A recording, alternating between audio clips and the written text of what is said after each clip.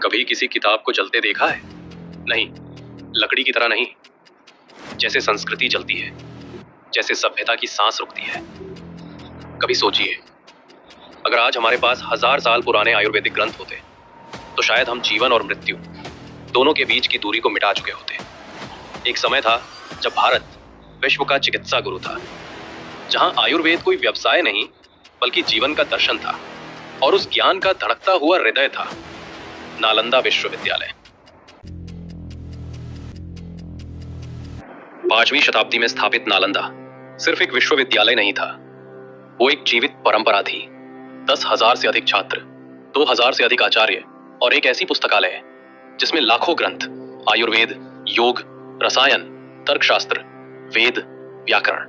3 मुख्य पुस्तकालय, रत्नसागर, रत्नरंजनक और धर्मगंज, जहां सहेजे गए थे चरक, सुश्रुत, नागार्जुन जैसे ऋषियों के लिखे अमृत तुल्य आयुर्वेदिक ग्रंथ। साल था 1199 ईस्वी। तुर्क आक्रमणकारी बख्तियार खिलजी गंभीर रूप से बीमार पड़ा। उसके हकीम हार मान चुके थे। तब किसी ने उसे सुझाव दिया, एक हिंदुस्तानी वैद्य है नालंदा में, आचार्य राहुल श्रीभद्र।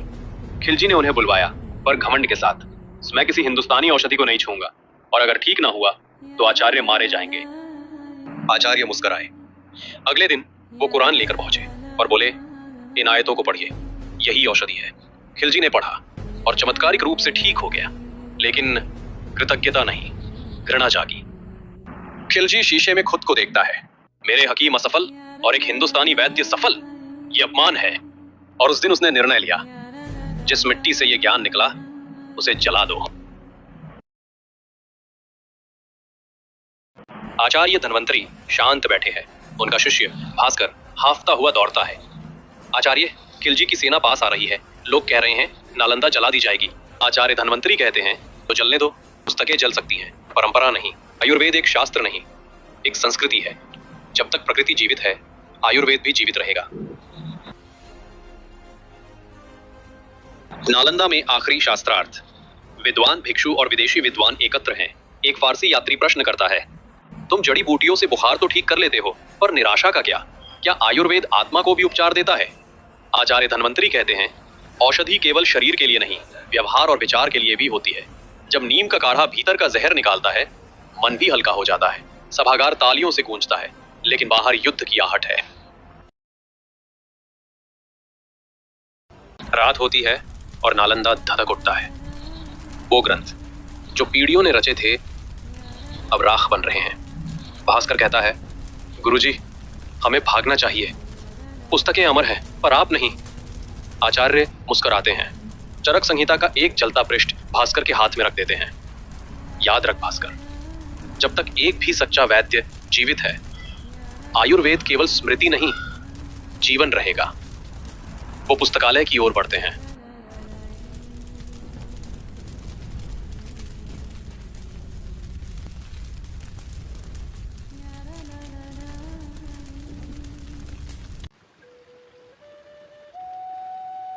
वर्षों बाद दक्षिण भारत में एक गांव में नीम के पेड़ के नीचे भास्कर अब वृद्ध हो चुका है।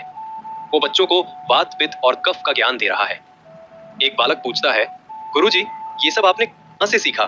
भास्कर एक मुस्कान लिए कहता है, ये सब मैंने एक आग से बचा कर लाया था। आग ने नालंदा को जलाया, पर मेरे अंदर एक और आग जला गई, ज्ञान की। जब पुस्तकें जल जाती हैं, तो यादें ग्रंथ बन जाती हैं। आयुर्वेद कोई बाजार का उत्पाद नहीं, ये उस रात्रि की अंतिम सांस है जब एक वैद्य ने प्रकृति को अमर कर दिया। चरक लिख गए, सुश्रुत समझा गए, धन्वंतरी छोड़ गए एक रास्ता, और फिर सब कुछ खामोश हो गया। पर क्या श्लोक कभी रुकते हैं? नहीं, वो बदलते हैं, नई जुबान में, नए हाथों से, नए संकल्प के साथ। हम पढ़ रहे हैं, पर याद रखना, हम याद रखने के लिए नहीं आए, हम लिखने आए हैं। नए रोगों के लिए नए समाधान, नई शब्दों में पुरानी श्रद्धा। ये ग्रंथ अब हमारे हाथों में है।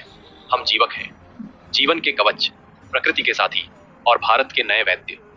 जब तुम किसी बीमार को छुओगे तो याद रखना, तुम्हारा हाथ एक आशीर्वाद भी है, क्योंकि तुम डॉक्टर नहीं बन रहे हो, तुम एक अगला श्लोक बन रहे हो, उस शाश्वत संहिता का जो कभी खत्म नहीं होती। हाँ, हम ही हैं, आयुर्वेद के अगले श्लोक। जीवक आयुर्वेद मेडिकल कॉलेज के वर्तमान और भारत का भविष्य।